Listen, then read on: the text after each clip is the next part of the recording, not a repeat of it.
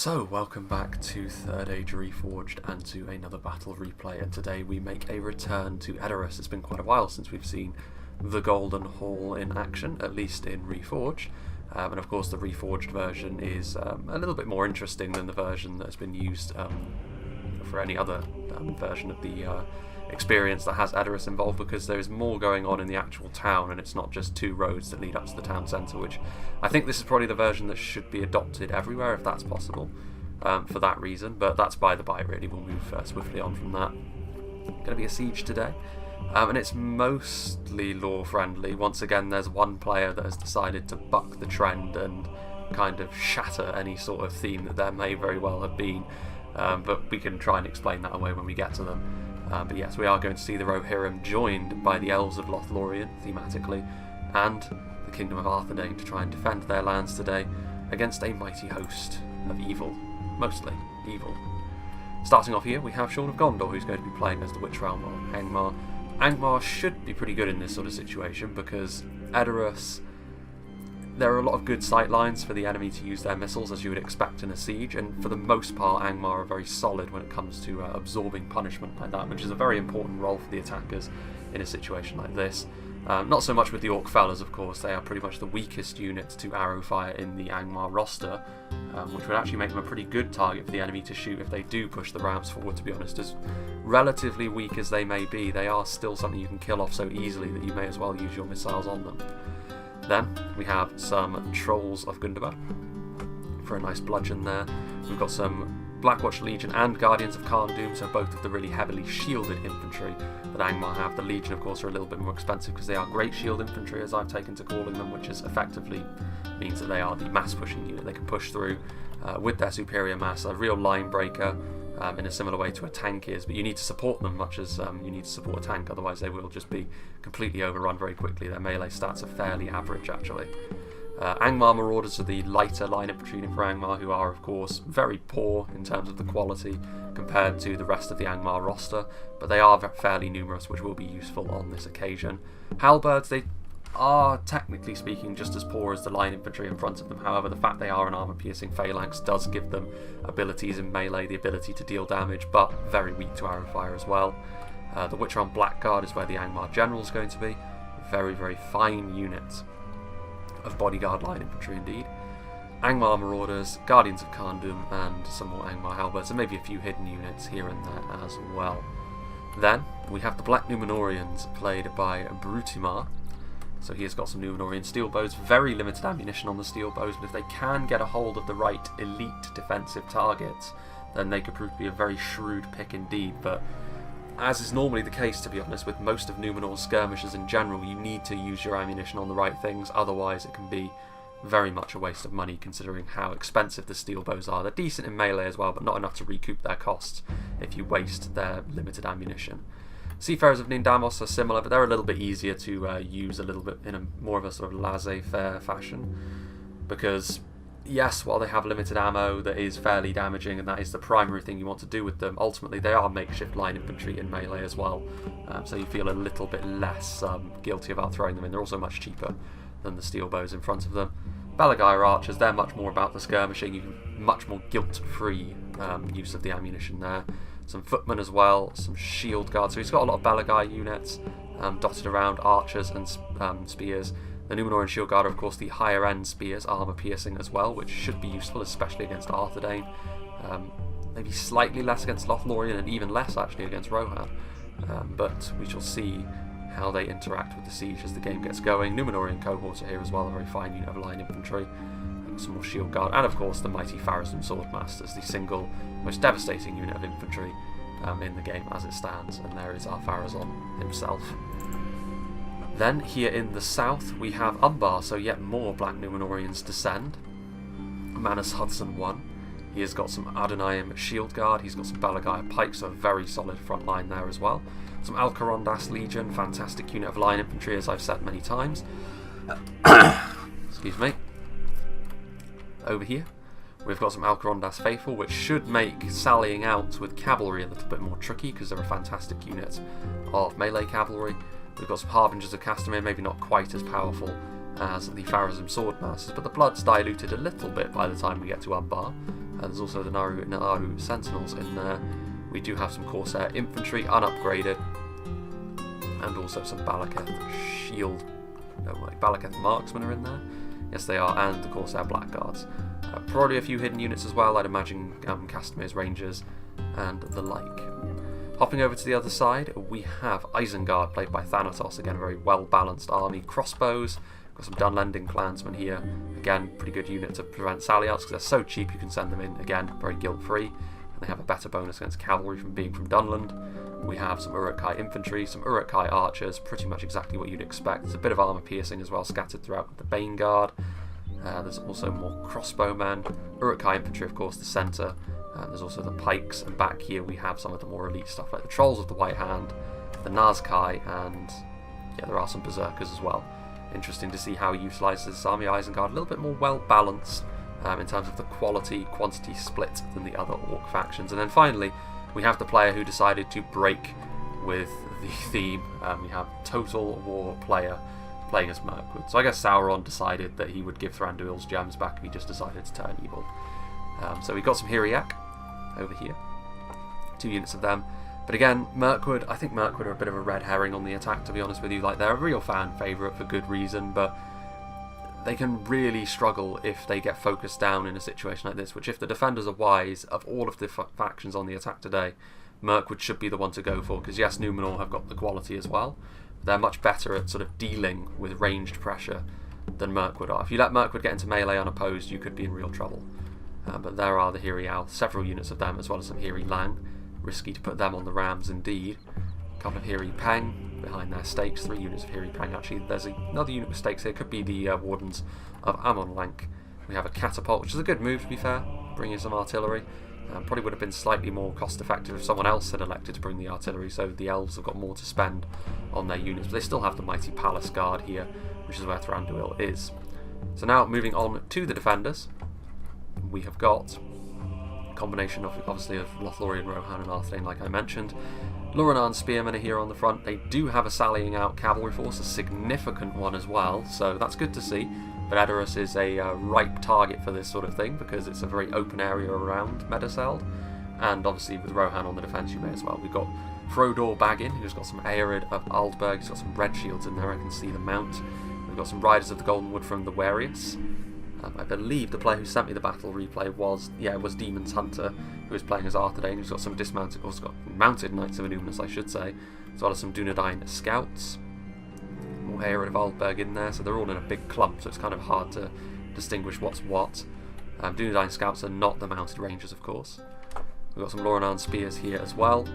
We have got some Woodland Protectors from Lothlorien, some Axemen, March Ones of the Wood with Poison Arrows, more Axemen, East Marks and West Marks, Watchers of the Golden Wood. Quality of Lothlorien on the defence, of course, is going to be very high, and they're a devastating archer faction, which makes the approach very difficult for the foes that they're facing. Dunedain Peacekeepers with some Riddermark Axemen, so lots of axes. The two-handed variants, of course, are always going to be AP. We've got some Marksmen, some East Marks, and then moving back into the TC, we're going to start to see a lot of Evandim Spearmen, again, one of the most sort of false advertised units in the game when they don this full plate. It makes them look far, far stronger than they actually are. Bit of fraudulence going on there. Some Arthedain pikemen in there. We've got some Kindred of Caliborn, 2 units actually. Karas Galadon's Guardians, a Trebuchet, Dunedain Rangers and Grey Company. The Grey Company actually are one of the few units that are going to keep the body piercing projectile in the next patch. I think it's a really good thing, to be honest with you, that that's going by the by for Rangers, because defenders tend to be so reliant on it in the game meta as it stands, and pretty much the only thing that defines battles in many cases are the use of Rangers on a siege. It's less so on EDORAS, I think, because the sight lines are a little bit skewed, and the attackers could potentially use that. We've got some Westmark Marshals in here in a big old clump, some Galathrin Blade Masters, and then we've got some really elite stuff back here. Shield Maidens, but also Wardens of the North, Helms Hammers, Meduseld Guard, some Pikes, Wardens of the North again, and some Westmarks. So, without further ado, let's begin. And it is, of course, going to be the Cavalry that we see in action first. It will be really interesting to see who they go after again. Personally, I'd go for Mirkwood, because they're going to be stretched so thin in a situation like this.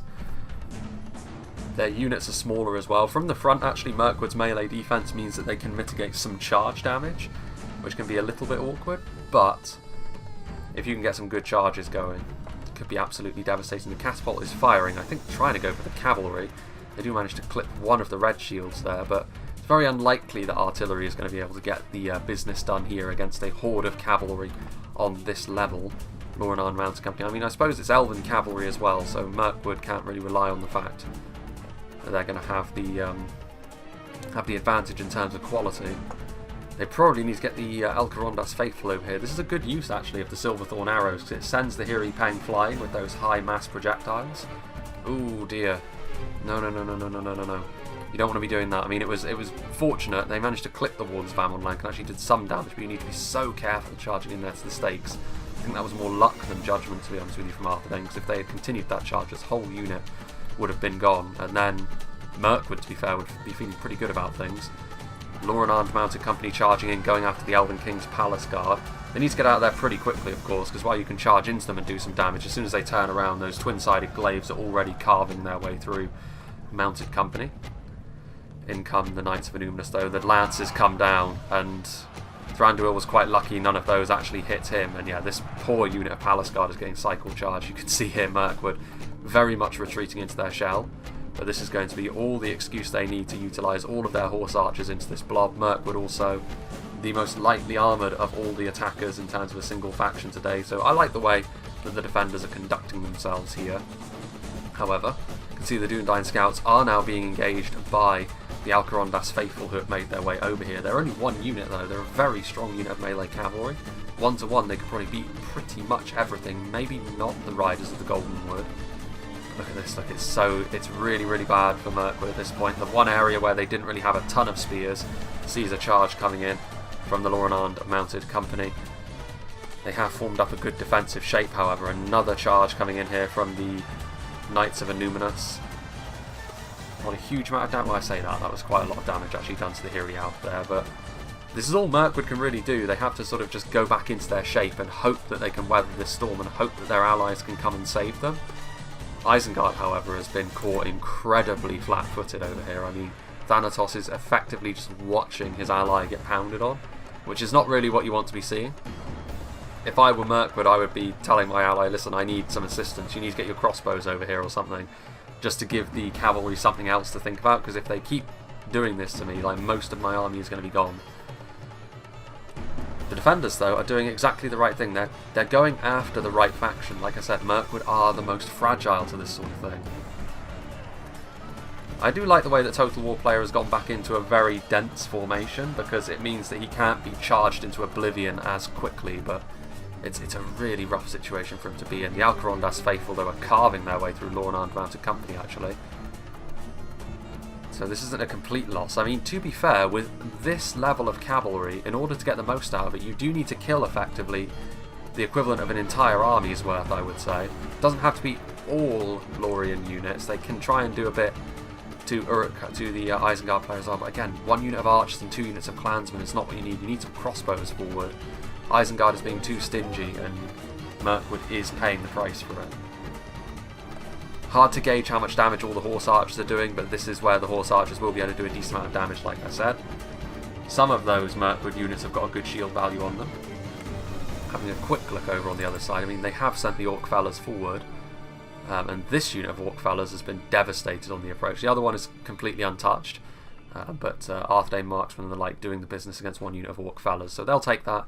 Again, I don't think Angmar will care that much about a single unit of Orc Fellas, because they're so cheap, but good kills, worthwhile kills for the defenders once again. The Elcarondas Faithful are starting to lose their manpower at this point. There's only 8 of them remaining, so they're doing what they can, but again, they're going up against some elven cavalry as well as very numerous Rohirrim and Dunedain, so there's only so much they're going to be capable of doing.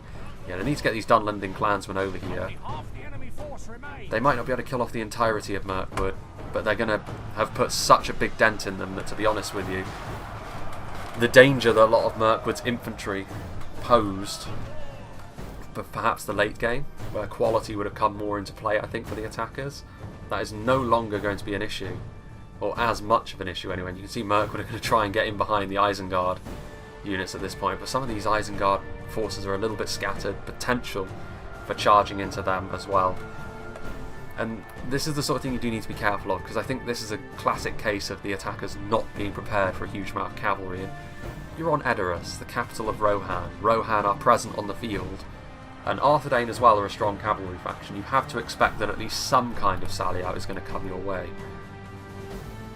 And Mirkwood were the right target to go after as well. I think Mirkwood did most of what they could do, really, most of what they could be expected to do. The only other thing they maybe could have done is move forward a little bit more and try and deploy closer to the stakes so one side couldn't be charged, and then they could use their spears a little bit better. But when you're panicking, you can't rely on that being the case. So I think Isengard needs to be a little bit quicker.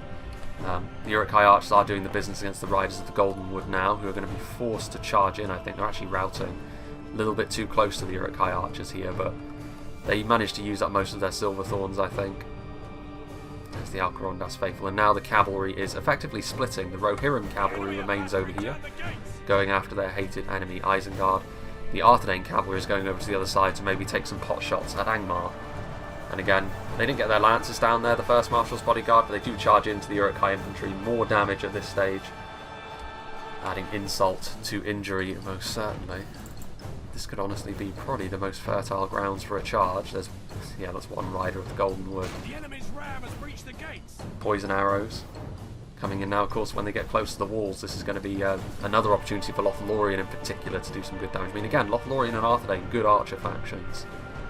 So the compositions here are complementing each other reasonably well. Dunedain peacekeepers now, forming a front line with some Evandim spears in behind them. So sort of big chunky force of black Numenorians this though, between Numenor and Umbar.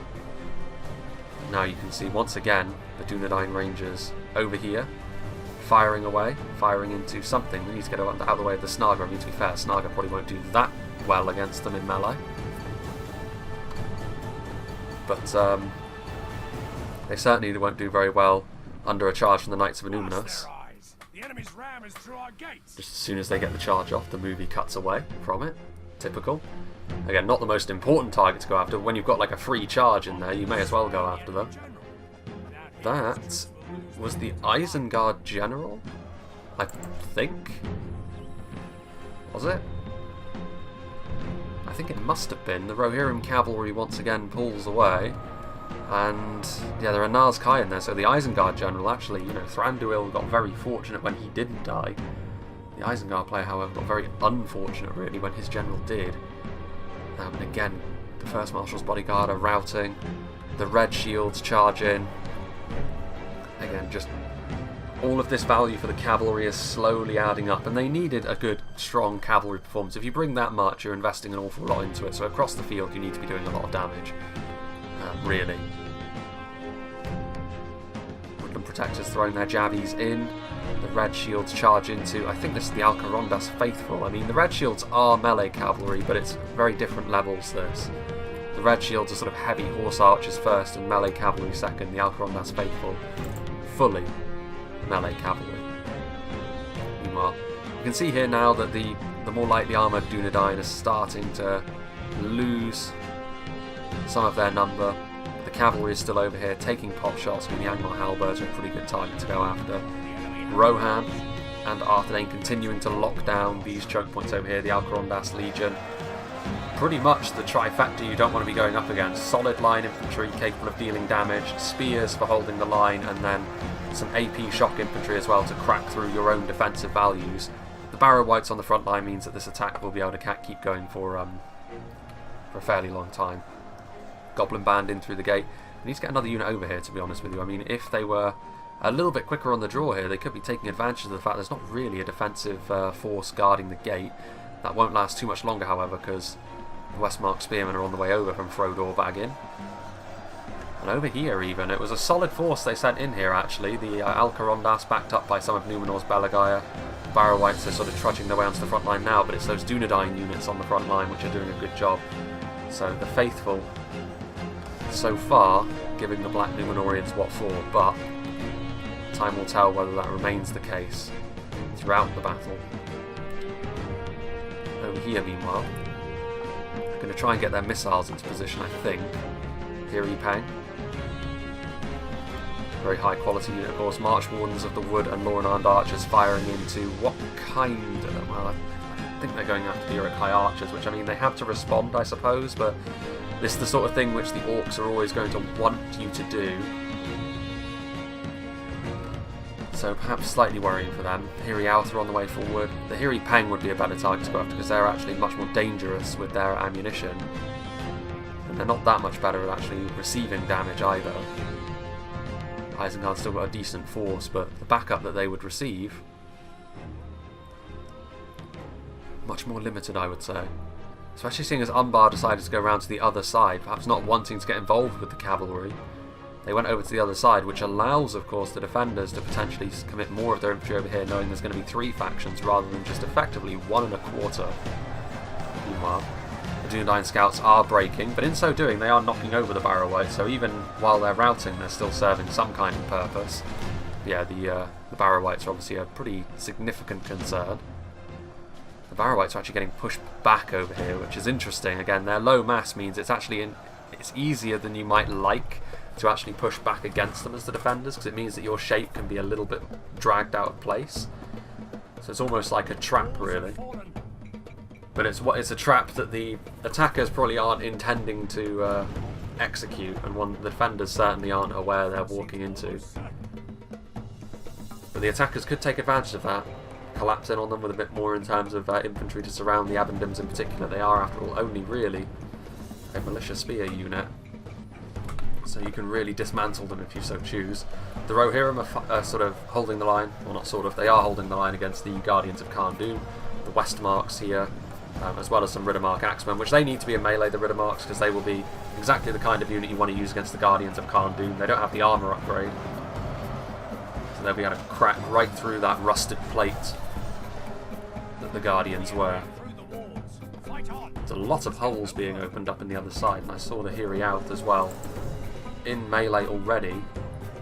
Loran Axeman, the problem is the Hirri out already a little bit damaged, so you definitely back the Loran Axeman in this sort of situation. A little bit lower melee defense for the Loran Axeman, being that they do wield those axes, but a bit higher damage, and of course they don't really need AP against the forces of Mirkwood. So again, Total War player throwing his units in, they need to be a little bit more...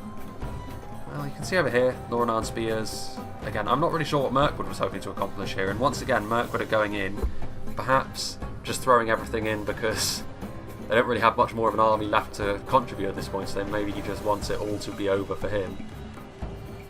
But Isengard, once again, are not really committing to support their ally, and maybe they see that this is just not enough for me to support. I'm not going to just throw myself in there to die. But that will result in the end of Mirkwood's resistance that they're going to be putting up in here. Another hole is going to be put in the palisade. But yeah, Mirkwood holding on to the front line in the face of the Uruk-hai infantry. Again, the Uruk-hai infantry are a very solid unit of line infantry, but in the face of a Loran axe, Loran spear front line, the quality proposition for them is just not there. They're going to have to maybe go for the approach of wearing them down over time. March Wands of the Wood out of ammunition. They are pretty much Lothlorien's worst unit in melee, actually, but they've got decent enough melee defense to be a potential problem.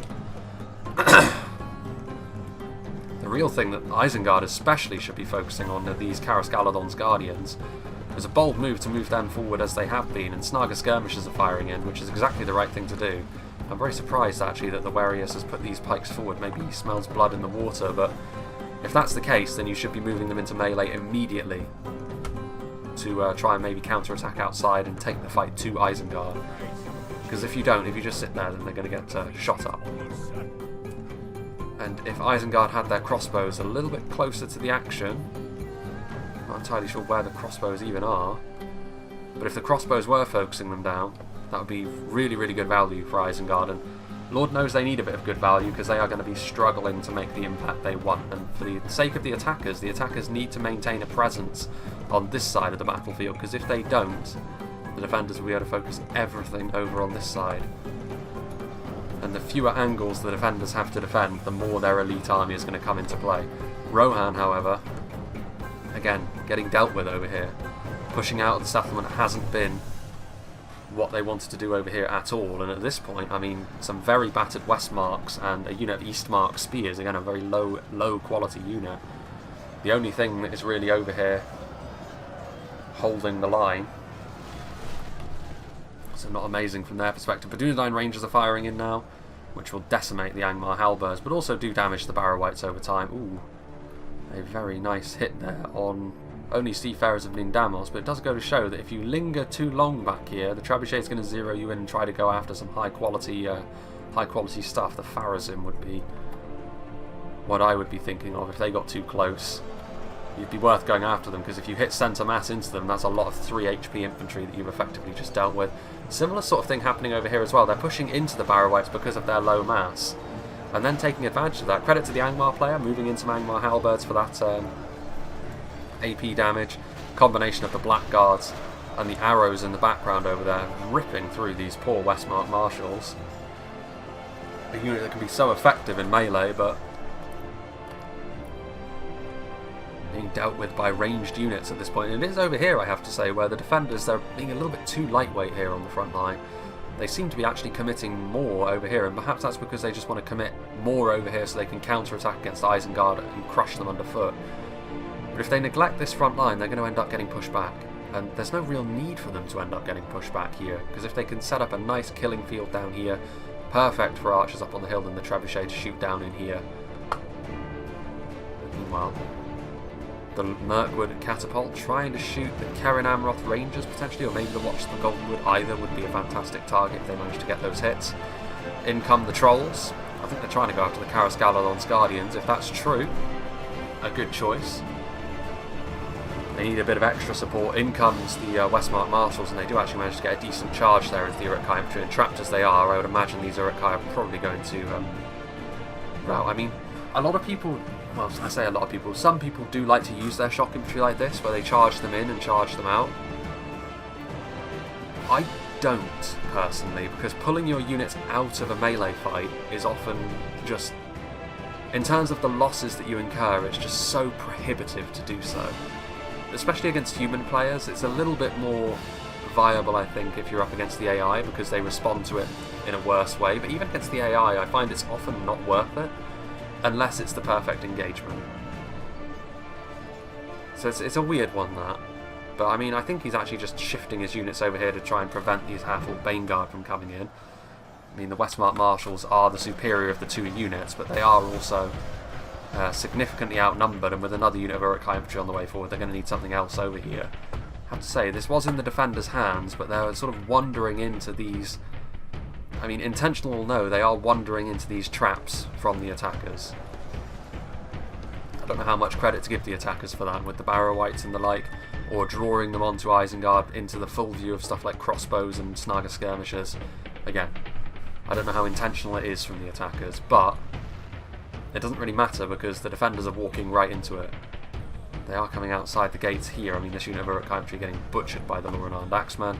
Woodland protectors are outside the walls, routing these infantrymen. They're getting shot by the Hiri Pang though.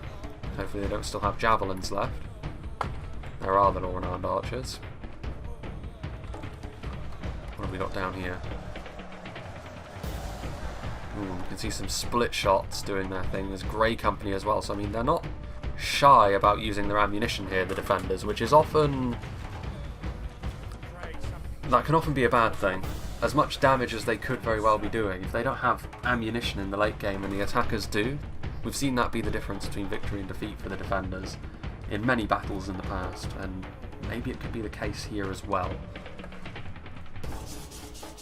And there's Pharazim Swordmasters right there. If they have got Wardens of the North, they should maybe be thinking about targeting them down.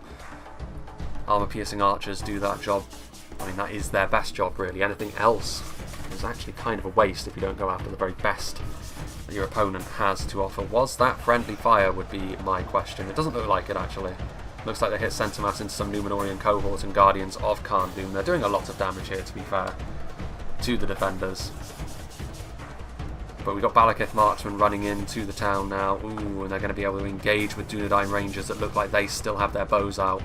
Again, a little bit clumsy, you have to say, by the defence. If they're allowing Rangers with ammunition to get caught in melee, in advanced portions of the settlement, it's not what you want to be seeing if you're the defenders. Because like I said, they can more often than not be your key to victory. They are your meal ticket. Meanwhile, the laser-like projectiles of the Watchers of the Golden Wood shooting into the side of the Uruk-hai infantry and half-orc Bane Guard. They are, I think, going to retreat now. The defenders feel justified in retreating now. I thought they were going to be a little bit more aggressive against Isengard, but they didn't go all in enough. They were going to do this, they should have committed a little bit more, I think. It's not the end of the world, because of the grievous wounds that Mirkwood have received so far in this battle, and the fact that Isengard, I mean, they too aren't looking that healthy at this point. This side of things probably less of a concern. Arthedain pikemen are over here. You can see down here, Evandim Spearman still holding the line. They have essentially surrendered the lower portions of the settlement, actually. These Dunedain Rangers, 2 units of Dunedain Rangers. I really hope, for the sake of these, I think, based on the fact that these ones are sort of holding the line in melee, I would assume they were out of ammunition. These over here, however, we saw them with their bows out, looking very healthy. I would assume that they most certainly were not. Which is a very bad sign. A very bad sign indeed. They still have, I think, the Keren Amroth Rangers. So, they still have that. They should still have a bit of Grey Company ammunition as well, which they do. I say that as the Grey Company sit here with their swords drawn. Trebuchet. Creaking of the wood. Here is the Keren Amroth Rangers. Obviously slightly better damage for the Elven Rangers as well. 6 missile damage on a unit of body-piercing archers. Very, very devastating indeed. Isengard leading the way with their disposable units, again trying to claim as much of the city as they can. Mopping up what they can down here as well. Some woodland protectors that were ultimately left behind. I find it hard to believe that they would be losing in melee to Snaga skirmishers. I would assume that means that there is some sort of ranged shenanigans going on here from Isengard. Or perhaps not. Yeah, now it flicks back into the realms of sanity, with the woodland protectors actually defeating the White Hand Snaga. Perhaps with a bit of help from the Spear Guard. They need another unit over here, really. Maybe they will with some Dunlanders. What's going on here again? Uruk-hai archers engaged in melee. They aren't going to last very long at all. I'd be surprised if they didn't rout, to be honest with you, because they are truly dreadful in melee. We've got some momentum here, though. Again, they're leaving some units behind. It's been a bit of a messy retreat, I would say, on the part of the defenders. If I had to criticise it, they've left some units behind that they really didn't need to. They didn't really need to leave rear guards, and even if they did, they've kind of left them in the wrong place because they're so easily surrounded. These Dunedain Rangers are doing very well. They were only up against the unit of somewhat depleted Balaketh, and now Belagai are archers as well. Here comes some Alcarondas faithful, just the 2 of them. Should be the end of these Dunedain Rangers though, which is a very important catch for the attackers, to be fair. Trolls are Gundabad again, just loitering around here. Belagai are archers, firing their arrows over the houses. Some dismounted Knights of Numenor in there, going into this blob. Much of these units heavily shielded, well armoured, but you know, if they kill off the odd gate guard, that's decent. Dunedain Trollslayer is a very important unit for later as well, both in melee and at range. Again, I'm not sure what they are intending to do here. It's a very messy front line. If you're going to retreat, the whole point of retreating back up to here surely is the fact that you can more easily organise yourselves into a shape. So far though, the defender's shape has been a little bit skewed, and they do need to make sure that that isn't the case going forward, because the last thing you want to be doing is allowing very strong elite units to just be prized apart by average units from the opposing team. Not that the Shield Guard are average, but in comparison to something like the Karas Galadon's Guardians, the Uruk-hai infantry most certainly are. Javelins coming in from... Oof, again, that's a good hit there. Even the normally stalwart Numenorians, thinking of routing, that javelin volley actually improved their morale. Still a lot of units. I think maybe... I think the defenders are guilty a little bit of retreating to the final stand too soon here.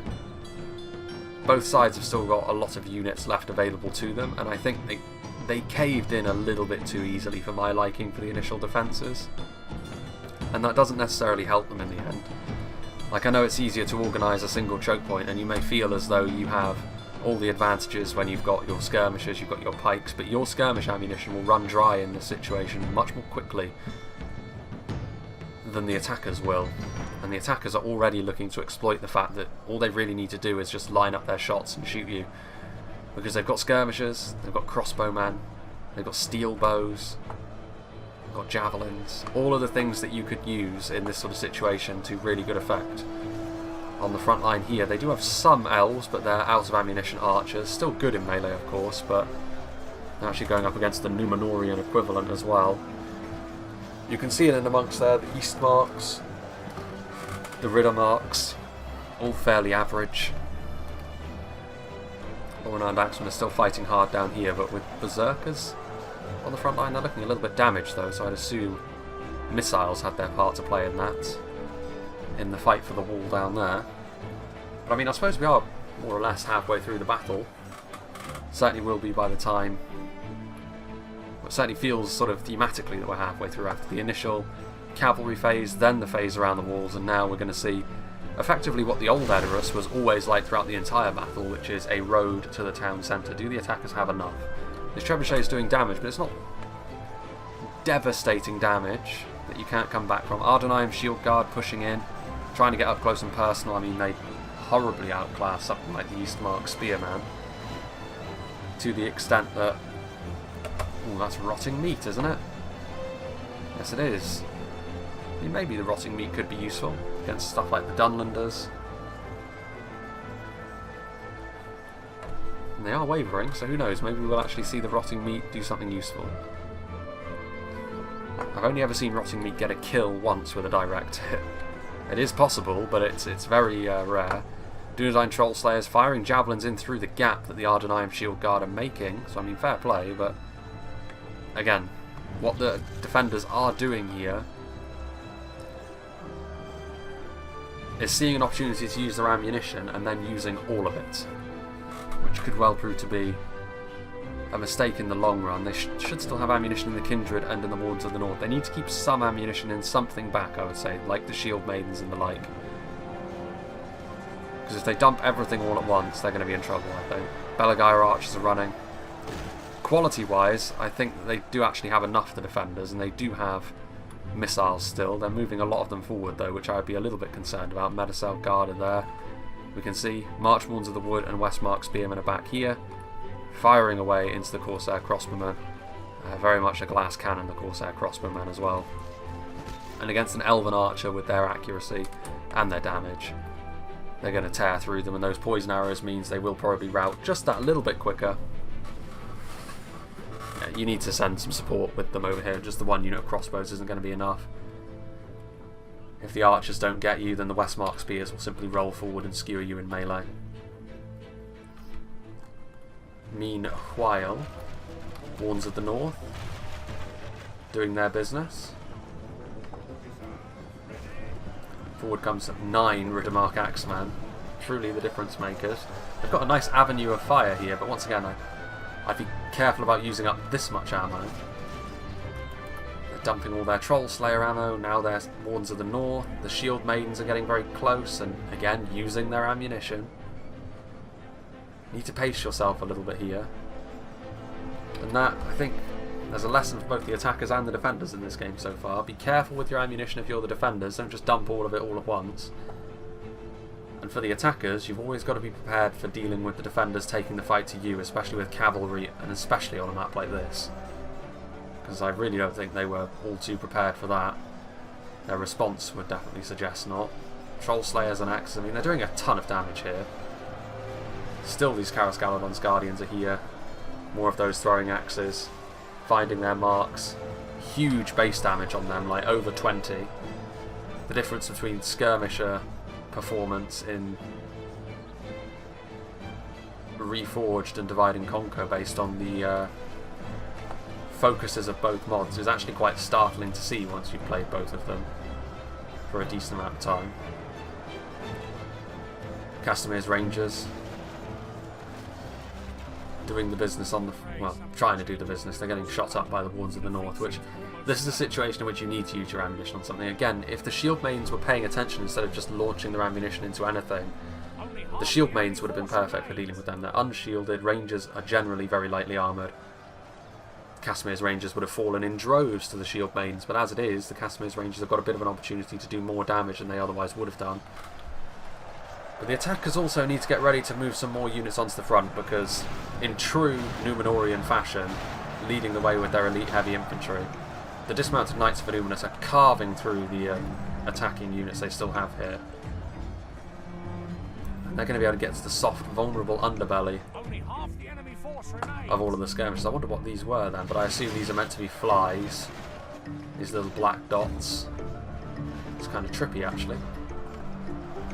Forward come the pikes as well, so I like this. I like them being a little bit more aggressive, tipping the balance a little bit more. They are going after some Balagai pikemen, because again they're such a soft target to go after with their Watch of the Golden Wood, and perhaps even more important than getting kills, they're moving them away, further away from the front line. So when the reinforcements are actually needed, they may not be present. There's still a lot of Barrow Wights left alive, which is the main cause of how the attackers were able to win the fight for the wall relatively quickly.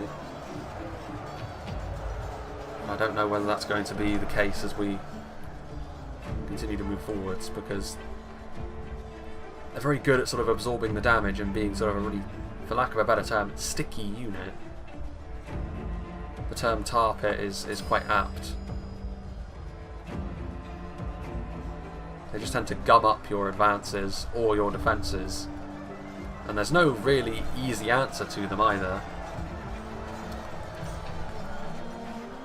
But they're up against decent quality units now, and they will start to fall. Eventually the Barrow Wights will just start to fall away. That's really unfortunate for Isengard as well. There's a big clump of Uruk-hai crossbowmen that are routing. Some of them aren't routing, actually. There's one unit in there that is, the other one is not. And they are starting to roll forwards now as well, with some Uruk-hai pikemen.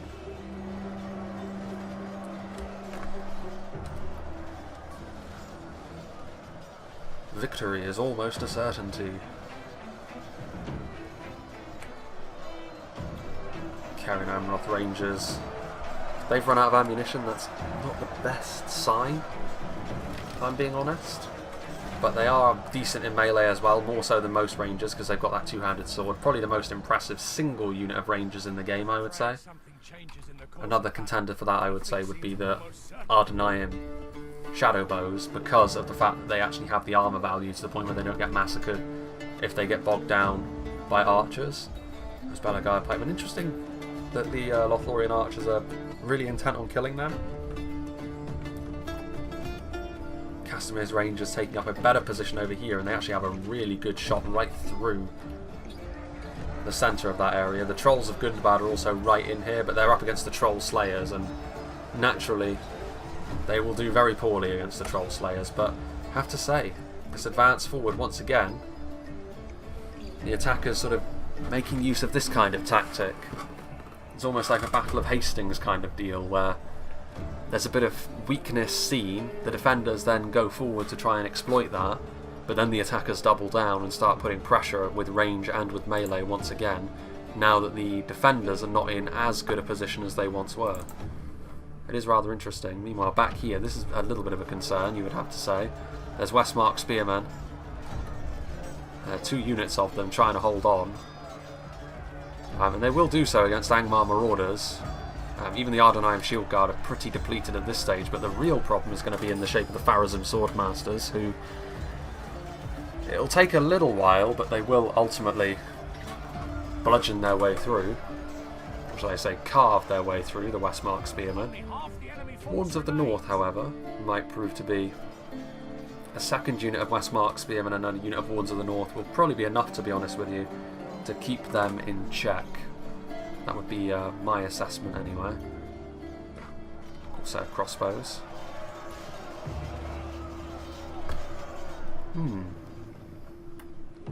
They've also got Medicel Guard ready to go down, as well as Helm's Hammers. Yeah, they'll be fine over here. Farazim Swordmasters are powerful, but not powerful to that extent. But it's over here, maybe, where the defenders could end up having a bit of a nightmare. Casimir's Rangers, Balagar Archers are still holding on. Ooh, they've got the Blackwatch Legion trying to just push their way through the middle of the line, and they are going to be successful. They're going to take big damage from the Watchers of the Goldenwood on the way through, but if they're willing to push through after the Blackwatch Legion, this could be where they solidify a bit of an advantage here, the attackers.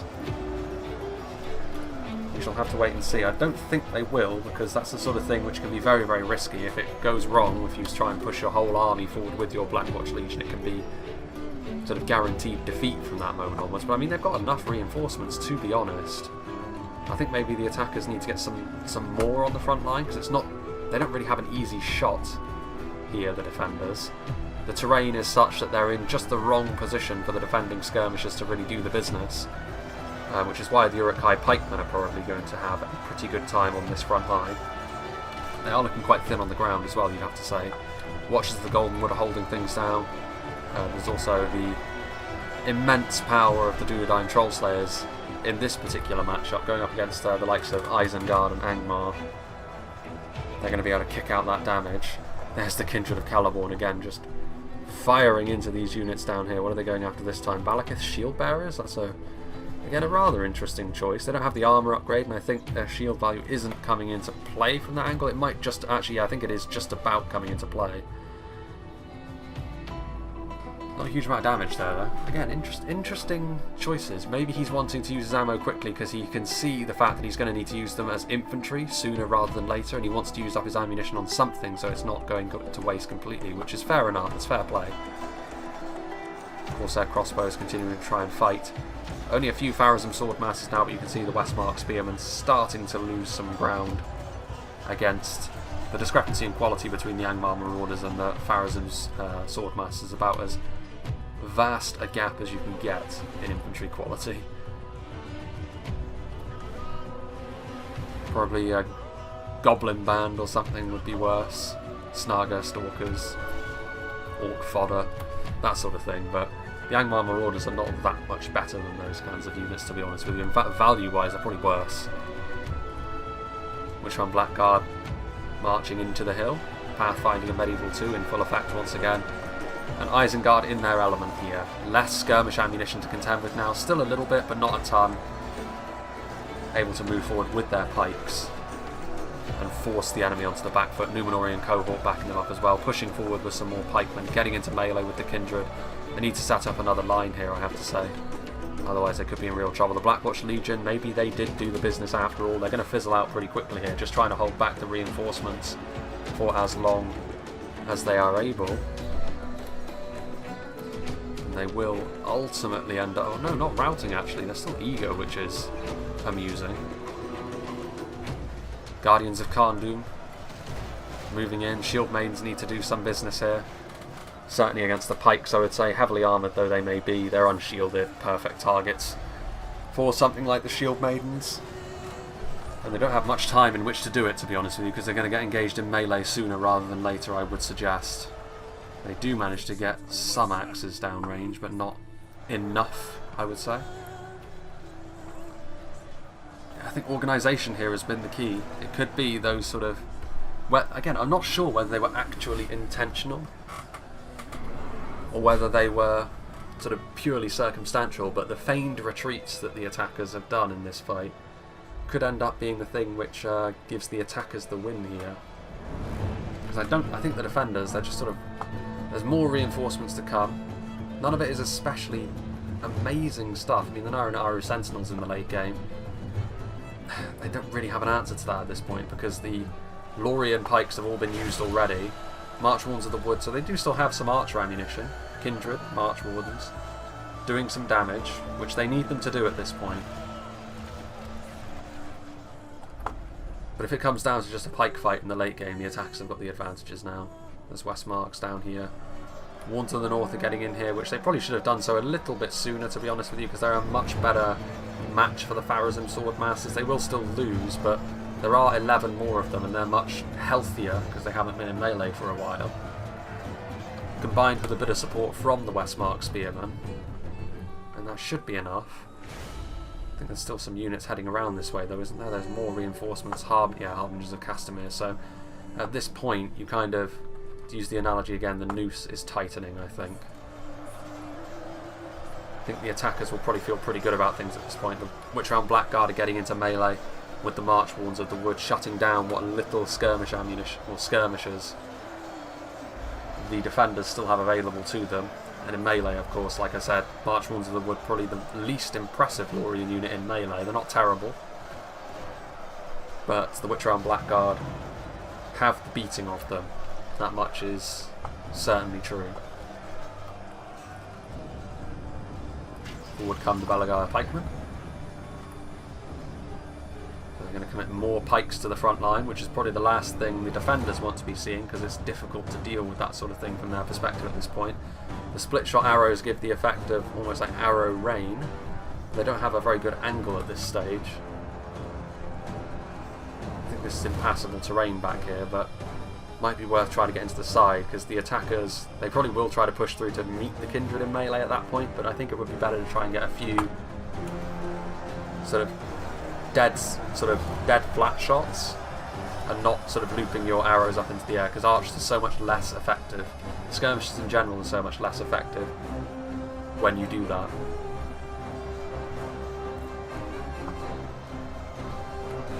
Maybe that's what he's going to try and do now, is it? It should be, I think. They still have ammo, I think, so they've still got their bows drawn. Most of them, anyway. Probably as good an angle as you're going to get. Yeah, so I like this from Lothlorien. Again, he's not going to get that many before like the attackers see it and go, right, we need to get into melee with them, we're going to send something forward to engage. Anything at all. Yeah, they're firing in here.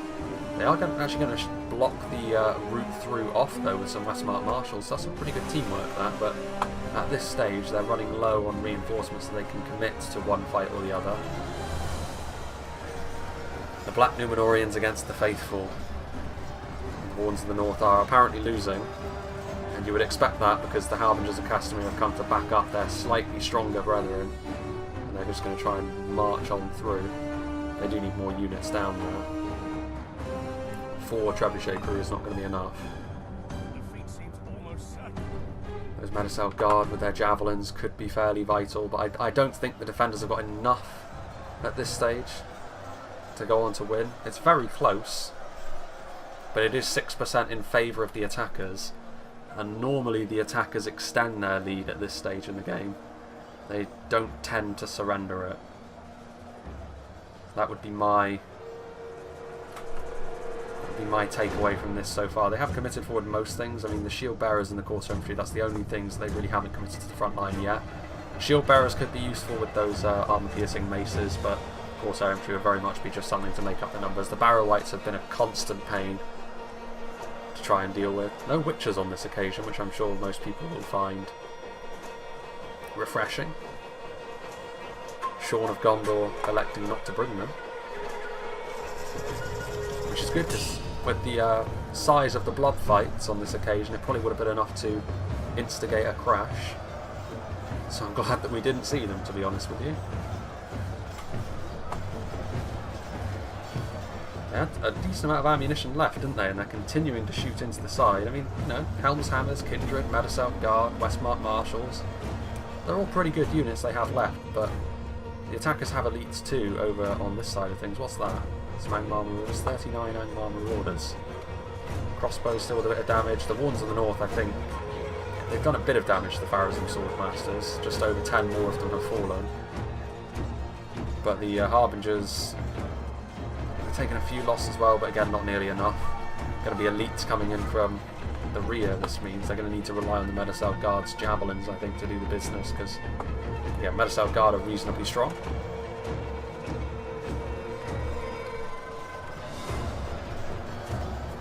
We hear Helm's Hammers are fighting again. The armor piercing will be very useful. The only faction on the attack today which isn't really about that big armor lifestyle was Mirkwood, and Mirkwood Don't think they've got that much left. Do they still have stuff down here? I guess it looks like they do actually. I don't know what Total War player's doing, but he's just sort of hanging out. There goes Haldir, in typical fashion. He's the Kenny of this channel, constantly finding himself dead. I'll never forget his death in Dak. The most underwhelming death that there could ever be, really. Came at just the wrong time as well, when I was pushing into Dol Guldur. Derailed my expansion plans. But such is the way of things.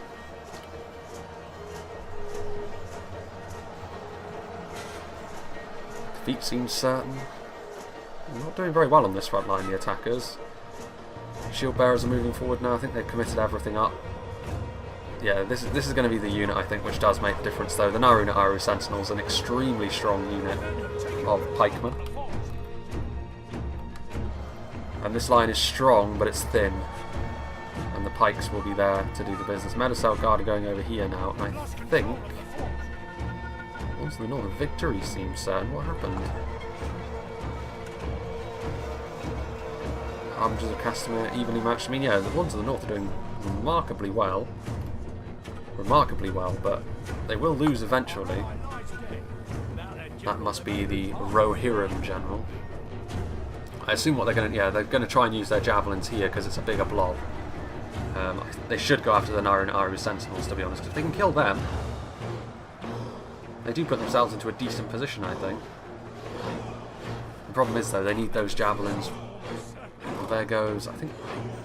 That was Castamere, actually, not Arthedain. They were fighting side by side. It was the Umbar general that fell first. Problem is, they need the support over on that side as well, really, because eventually those two heavy sword units are going to be victorious, and they will need to go back to the TC anyway. Uruk-hai crossbows, still with ammunition, are going to try and do the business against the Medicell Guard.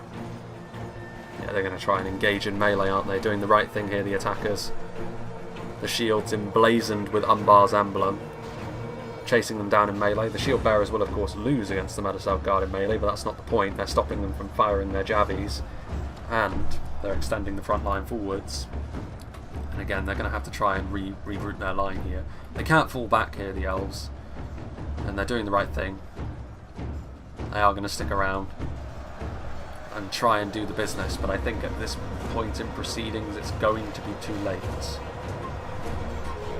My smart marshals have actually held up pretty well in a frontline fight. You don't usually attribute that to shock infantry, especially not heavy axeman, because of their slightly lower melee defense, but big damage being chucked out from those axes was always going to be important. These shield bearers, yeah, they'd be lucky actually if they don't rout in this situation, because they are going up against the very finest that Rohan have to offer.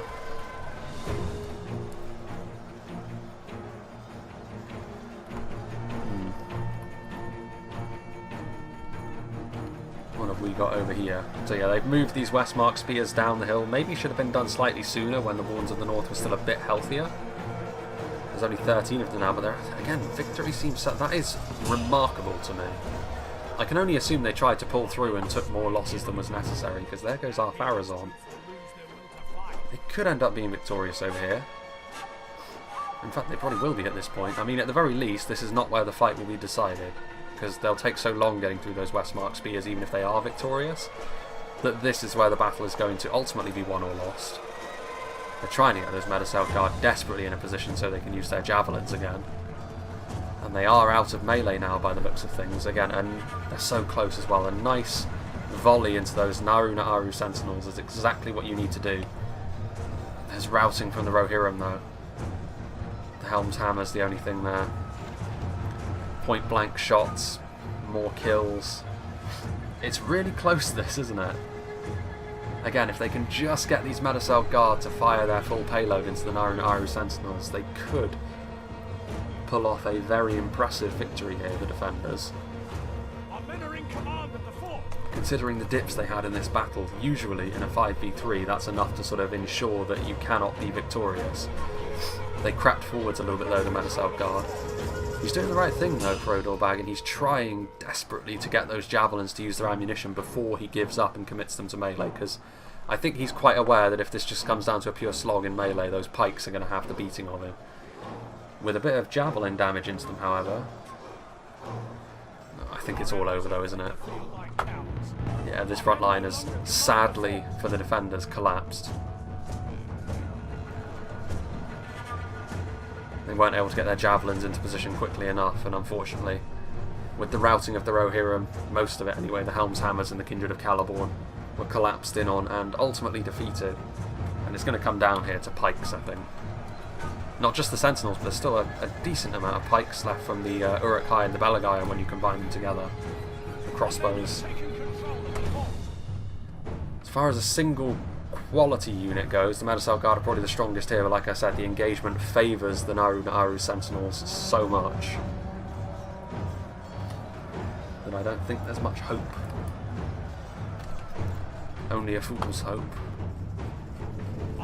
And there's also the question of this engagement over here, because I still question, I mean, there's 10 wounds left. I mean, they're grinding out this result. They're going to win over here. The wounds of the north are going to be so depleted, though, that you'd imagine there's only going to be a few Westmark spears left, which I don't think is going to be enough to turn the fight back around. In formation. Doing the business. Could it be?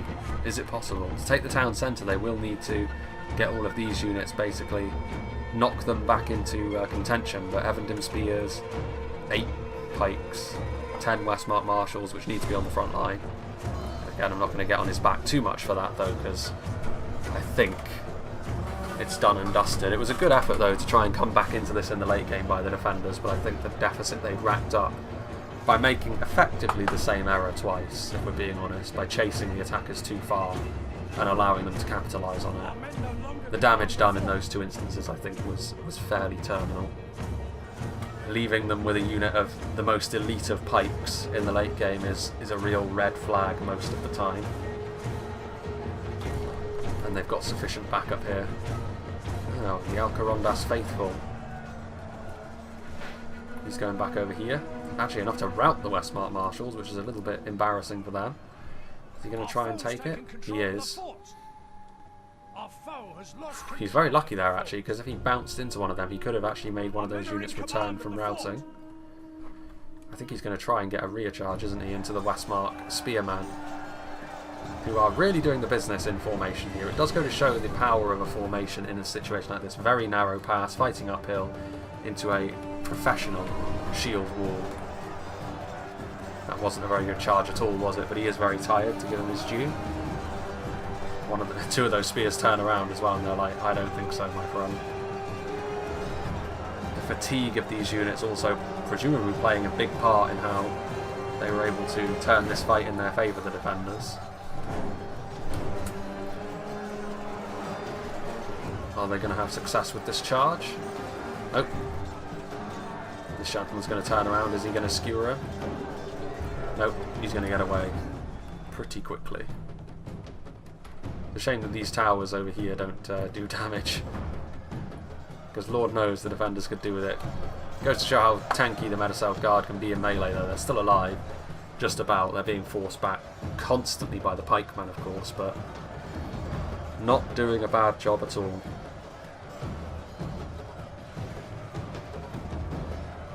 Pikes are also low damage, though, so they do chuck out the damage fairly slowly, and all of the units that are around the pikes are actually low damage as well. Corsair Infantry, Barrow-wights, really only the Seafarers of Nindamos wielding those axes. There's also some Blackguard in there as well, but heavily depleted from their efforts on the front line throughout the fight. It's looking like the rider died at some stage. Can't see him there anyway. This is obviously the flip side to this. While the spears have done a tremendous job thus far, they do go about their business very slowly, especially against tanky units. So it's taking them a good long while to clean things up over here, and they were needed on the other front, to be honest. Even if they were there, though, I don't think it would have changed the result too much. Yeah, here we go, look. They are going to make all of these units return. And slowly but surely they will, of course, systematically kill them all. There goes the Arthedain general. Forced to retreat now with the spears, despite that favourable engagement they had. Yeah, and at this point, it's going to be a times 6 speed job, this, as the fight centres around the TC. Back come the Westmark spears.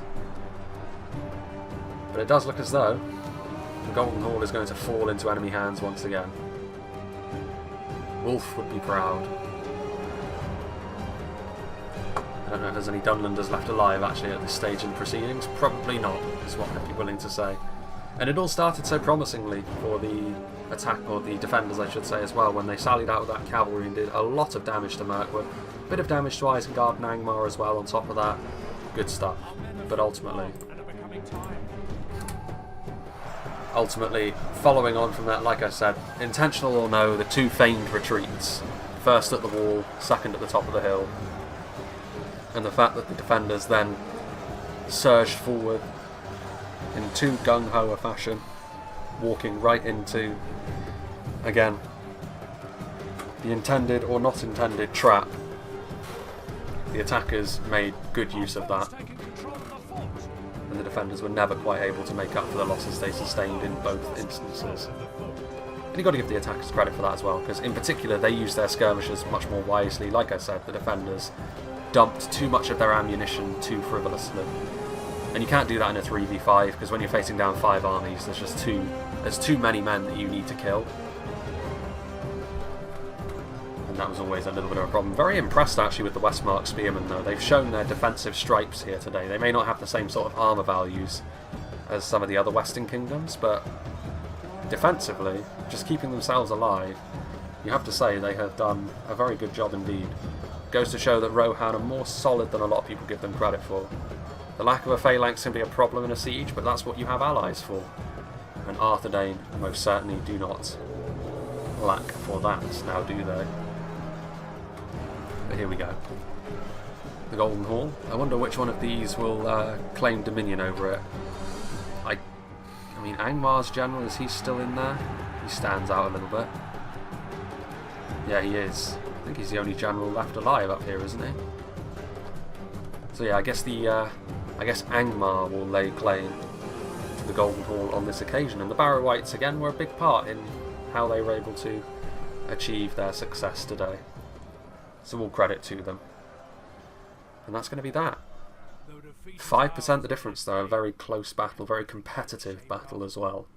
But a cruel twist of fate that snatched victory from our grasp.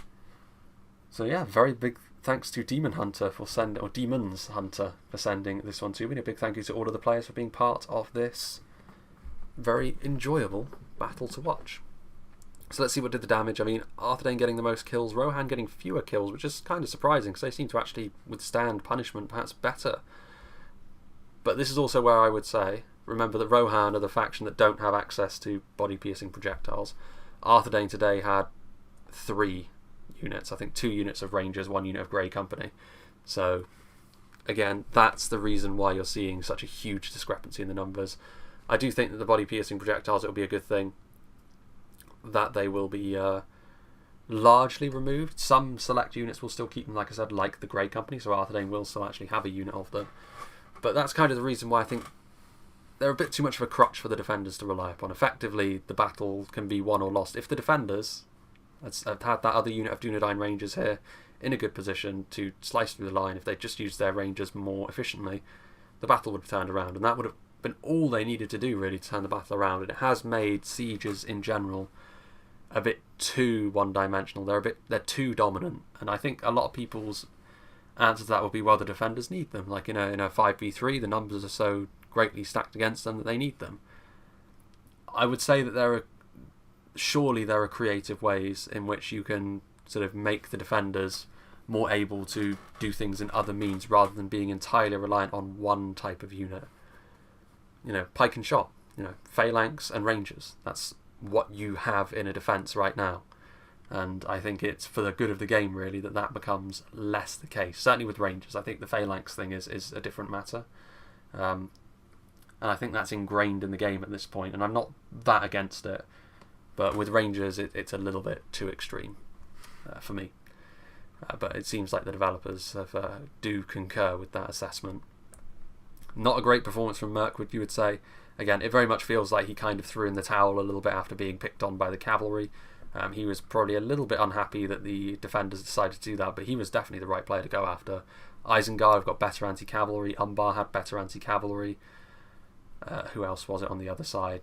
Angmar probably didn't have as much anti-cavalry, to be fair, but again, Mirkwood, you want to deal with them as quickly as you possibly can because they're high damage in melee, they've got devastating skirmishers. It was the right target to go after. Everyone else, though, I think had a good game on the attacker side. I think Isengard were a little bit slow in supporting Mirkwood, but other than that, I think it was a good performance from Thanatos. The wrecking ball, infantry wrecking ball of Numenor, Umbar and Angmar, however, once it got rolling, was really, really important. The feigned retreats as well. And then later on, of course, it was the pikes of Umbar and Isengard, which saw them over the line, as well as the quality in the backfield. But in the end, I was actually quite surprised at the fact they weren't outright victorious back there. So let's see what did the damage for Arthedain. I'm expecting to see big numbers for the... Yeah, again, 321 on the Rangers. This unit that got 139 was the one that got engaged in melee prematurely. Again, if you bump that up to the same amount that the other unit of Rangers got, that mops up everything, really, that the attackers have left. Troll Slayers did okay. Damage at range and in melee, that's probably about the bare minimum of what you'd want 100 kills. 195 is a bit more like it, to be honest. Warns of the North did well, again, in melee and at range. Very good performance from them. 343 on Dunedain Peacekeepers. 430 on the Knights of Numenor. Very good performance from the Sally out for the Cavalry, you would say. Especially when you consider that most of those 430 would have been Elves. A few Snaga mixed in there as well, but most of it Mirkwood, Elves. Trebuchet, again, 146 is about the bare minimum of what I'd want from an expensive piece of artillery like that, if we're being honest. Yeah, nice to see EDORAS again. Again, pretty much I think it was the first sort of map overhaul that WK did. And it's maybe not as sweeping in terms of the changes as a lot of the other maps that he has done since then, but EDORAS in terms of style was never really the problem. It was just the fact that it was just one road, basically.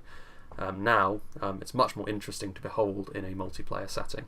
I would argue in a single player setting as well, if such a thing were possible to make happen. Although the AI tends to just park themselves on the town centre anyway, so I guess it doesn't really matter in that regard. Anyway, as for what's coming up next, I think Demon's Hunter sent me another battle, another siege on the Haradwaith map, so we will probably be enjoying that one in terms of a battle replay next up.